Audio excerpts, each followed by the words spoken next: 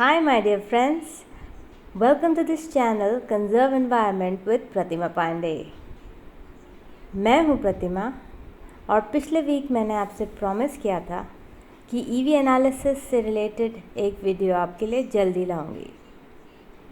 So friends, I am here. इस video में हम बात करेंगे कि क्या हमें 2021 में ईवी ओन करनी चाहिए, इंडिया में इलेक्ट्रिक व्हीकल्स का एनालिसिस। हमारे पास कई सवाल हैं कि क्या ये इकोनॉमिकली फिजिबल होगा, क्या ये प्रैक्टिकली फिजिबल होगा, क्या ईवीज उतने ही इको फ्रेंडली हैं जितना कि ये पोर्ट्रे किए जा रहे हैं, और क्या हमें ईवीज के बारे में वो सब जानकारी है जो हमें होनी चाहिए।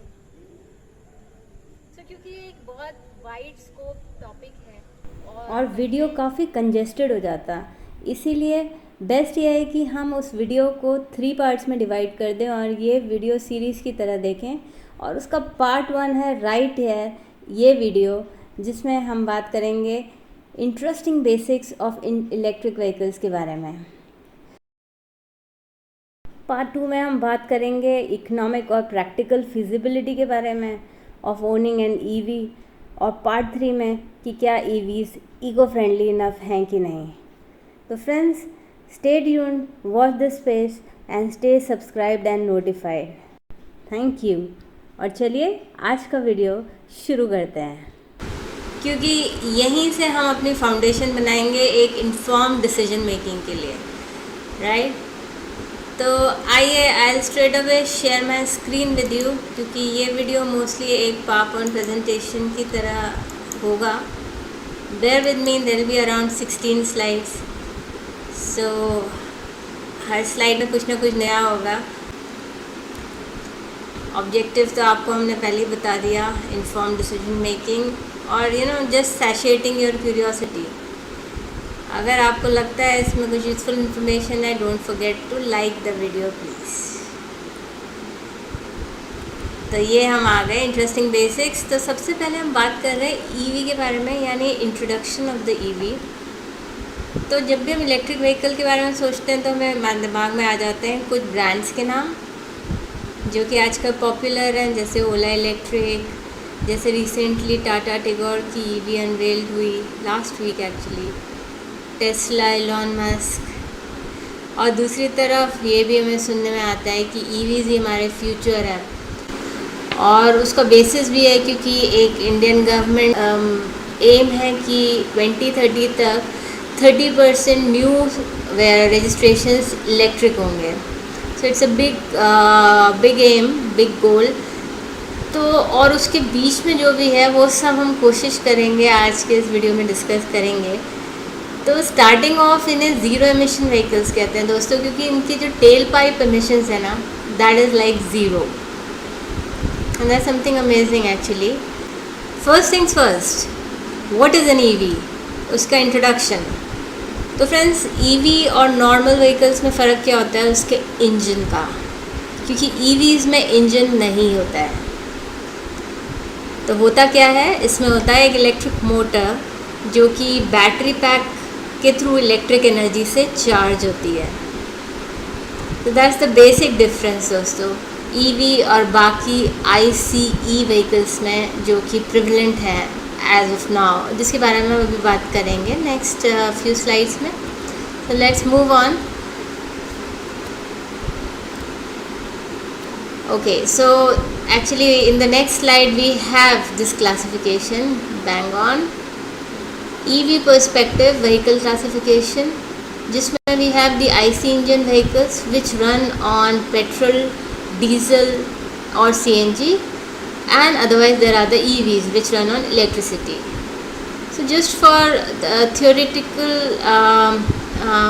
understanding I must say, अभी जो है हमारे पास वो AEVs हैं, और उसमें से भी BEVs उनको हम कहेंगे। AEVs मतलब ऑल इलेक्ट्रिक व्हीकल्स, और PHEVs मतलब जो plug in hybrid electric vehicles होते हैं। पर क्योंकि इनके अभी मॉडल्स बिल्कुल हैंडफुल हैं, there is no competition really, तो we are talking about battery electric vehicles only. And उसमें भी actually there is a category of FCEVs, यानी कि फ्यूल सेल इलेक्ट्रिक व्हीकल्स। तो friends, fuel cell electric vehicles होते हैं कि जिसमें फ्यूल सेल्स के थ्रू इलेक्ट्रिसिटी आती है, which is powered by hydrogen, but this is currently under testing in India. तो फॉर ऑल प्रैक्टिकल पर्पसेस हम बात कर रहे हैं बैटरी इलेक्ट्रिक व्हीकल्स के बारे में। लेट्स मूव ऑन कि क्यों EV आजकल का एक बज़वर्ड बन चुका है। अगर मार्केट पर्सपेक्टिव देखें तो हालांकि जो करंट रजिस्ट्रेशंस हैं वो 0.88% ही हैं of the total vehicular registrations in the current year, पर ये सेगमेंट बहुत जल्दी ग्रो कर रहा है। क्योंकि अगर हम देखें तो 2011 से अभी तक 6.38 lakhs EVs रजिस्टर हुए हैं, पर लास्ट 3 years में था with in this number doubling हुई है, और कमिंग नेक्स्ट 3 years में एनुअल ग्रोथ ऑफ 26% एस्टिमेटेड है। So yes, this segment is fast growing. Not only the market is saying that, government भी यही कह रही है। तो friends, way back in 2012 government ने बनाया था एक NEMMP, that is national electric mobility mission plan under the department of heavy industries. तो फिर उन्होंने फेम इंडिया स्कीम निकाली 2015 में। अब इन दोनों का मेन पर्पस ये है कि जो इलेक्ट्रिक व्हीकल्स का अडॉप्शन है और मैन्युफैक्चरिंग है वो फास्टर हो इंडिया में। सो करेंटली हम फेम 2 के अंडर चल रहे हैं, जो कि 2024 तक है। तो इसके थ्रू कई सारी subsidies, rebates and all that available है। सो क्यों लग रहा है कि गवर्नमेंट और मार्केट जो है वो EVs के लिए इतनी एक्साइटेड है और इतना लॉन्ग टर्म प्लानिंग है? क्योंकि दोस्तों, जो ये क्लाइमेट चेंज और एयर पोल्यूशन है, अब धीरे धीरे करके मेन स्ट्रीम डिस्कशन में आ रहे हैं, even at the consumer level. और of course consumers fuel cost savings के लिए भी EVs को चूज़ करेंगे, और गवर्नमेंट कहेगी कि लेसर डिपेंडेंस और ऑयल इंपोर्ट्स होगा तो उनके लिए बेहतर है। So this explains somewhat. So now let's come to some facts दोस्तों, जो मुझे रिसर्च के दौरान मिले, जो मुझे काफ़ी इंटरेस्टिंग लगे। फॉर एग्ज़ाम्पल, जो EVs हैं वो हाईवे ड्राइविंग से बेटर या मोर एफिशिएंट रहेंगी सिटी ड्राइविंग में, क्योंकि इसमें रीजनरेटिव ब्रेकिंग होता है और उसके बेनिफिट्स इसी सिटी ड्राइविंग में ही मैक्सिमाइज होते हैं। Then mostly we have the 3 wheelers in this segment जो कि चल रहे हैं इलेक्ट्रिक व्हीकल्स में। बट एक electric cycle last year launch हुई, जिसके फीचर्स यहाँ पर दिए गए हैं, and it's quite interesting. Let's see कैसा उसका पिकअप होता है, कैसा एक्सेप्टेंस होता है। And electric vehicles typically lighter feel करते हैं और उसमें एक्सेलरेशन फास्टर होता है। सो जो मैंने बात की थी आपको, वो इस नंबर से आपको पता चलेगा कि 3 व्हीलर्स 65% ऑफ जो लास्ट ईयर्स रजिस्ट्रेशन है उसको अकाउंट फॉर करते हैं। फिर 2 व्हीलर्स नेक्स्ट 30%। सो बेसिकली ये 2 सेगमेंट ही मोस्ट पॉपुलर है at present with regards to EV in India. Okay, and among states, अगर recent trends देखें तो the leading states are UP, Bihar and Karnataka. So there are many states which are they अपनी policies निकाल रहे हैं so that ये adoption और manufacturing को वो promote कर सकें। तो अगर इलेक्ट्रिक व्हीकल्स बात करेंगे तो चार्जिंग की बात तो आएगी ही। तो एट प्रेजेंट इंडिया में अराउंड 1800 चार्जिंग स्टेशंस हैं।